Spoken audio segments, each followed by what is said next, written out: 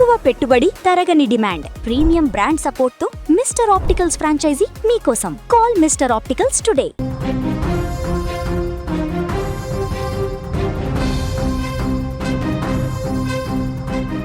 పట్టపగలు జనసంచారం ఉండే నడి రోడ్డు పైన ఒక మహిళా ఉపాధ్యాయురాయలపైన దుండగుడు కత్తితో దాడికి తెగబడ్డాడు.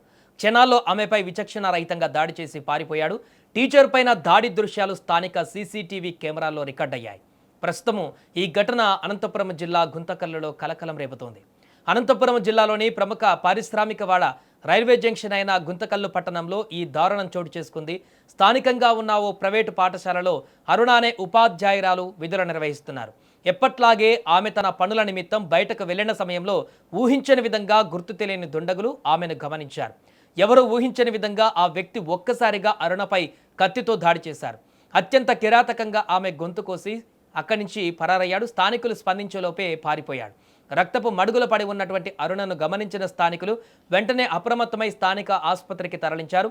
ప్రస్తుతం ఆమె పరిస్థితి అత్యంత విషమంగా ఉందని వైద్యులు వెల్లడించారు. ఇప్పుడు కేసుకు సంబంధించి పోలీసుల చేతికి చిక్కిన సీసీటీవీ ఫుటేజ్ తాలూకు విజువల్స్ చూస్తుంటే ఎవరికైనా వెన్నులో వణుకు పుడుతుంది.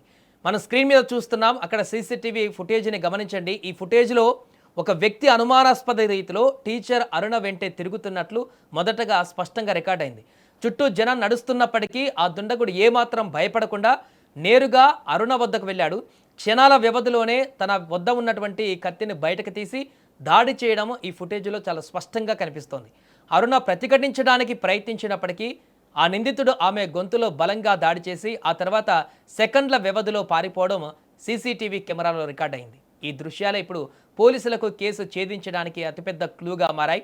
ఇక ఈ ఘటనపైన సమాచారం అందుకున్న వెంటనే గుంతకల్లు పోలీసులు ఉటావుటిన ఘటనా స్థలానికి చేరుకున్నారు. క్రైమ్ సీన్ను పరిశీలించి చుట్టుపక్కల ప్రాంతాలలోని మరికొన్ని సీసీటీవీ కెమెరాలను పోలీసులు సేకరిస్తున్నారు. పారిపోయిన దుండగుడిని పట్టుకోవడానికి ప్రత్యేక బృందాలను రంగంలోకి దించారు. అయితే ఈ దాడి పూర్తిగా పథకం ప్రకారమే జరిగిన దాడిగా పోలీసులు అనుమానిస్తున్నారు. అరుణతో ఎవరికైనా వ్యక్తిగత విభేదాలు ఉన్నాయా, లేక తెలిసిన వ్యక్తే ఈ పగతో ఈ దారుణానికి పాల్పడ్డా, లేదా మరేదేమైనా ఆర్థిక కుటుంబపరమైన కారణాలు ఉన్నాయా అనేటువంటి అన్ని కోణాలలో ఇప్పుడు పోలీసులు దర్యాప్తు వేగవంతం చేశారు.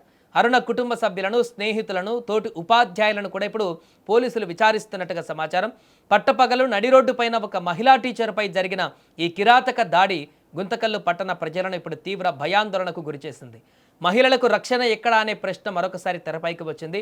సీసీటీవీ ఫుటేజ్ ఆధారంగా నిందితుడిని పట్టుకొని కఠినంగా శిక్షించాలంటూ స్థానికులు ఇప్పుడు డిమాండ్ చేస్తున్నారు.